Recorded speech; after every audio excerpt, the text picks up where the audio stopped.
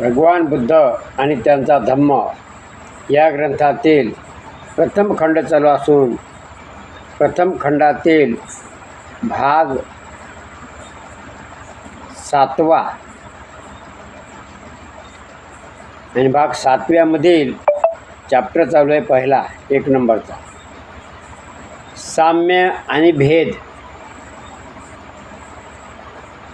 साम्य आणि भेद.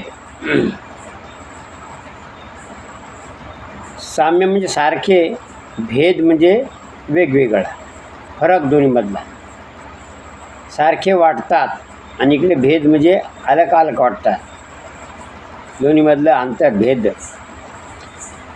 मग या चॅप्टर पहिल्यामध्ये बुद्धाने काय त्याज्य ठरविले, म्हणजे भगवान बुद्धांना काय नाकारायचं सांगले. थोडक्यात बुद्धाने काय त्याज्य ठरविले म्हणजे चुकीचे ठरवलं असं समजा आपण, किंवा वर्ज्य ठरवलं.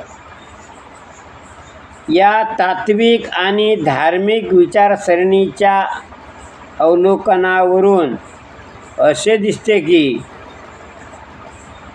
बुद्धाने ज्यावेळी आपल्या शासनाचा पाया रचला त्यावेळी काही रूढ कल्पनांनी लोकांच्या मनाची घट्ट पकड घेतली होती. त्या कल्पनांना अशा नंबर 1 वेद प्रामाण्यावर विश्वास ठेवणे.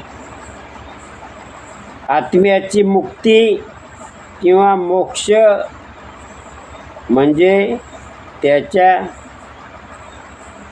पुनर्जन्माचा अंत.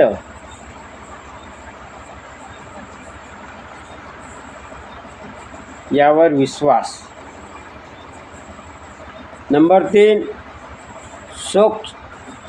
मोक्ष प्राप्तीची साधने. या प्रवृत्तीने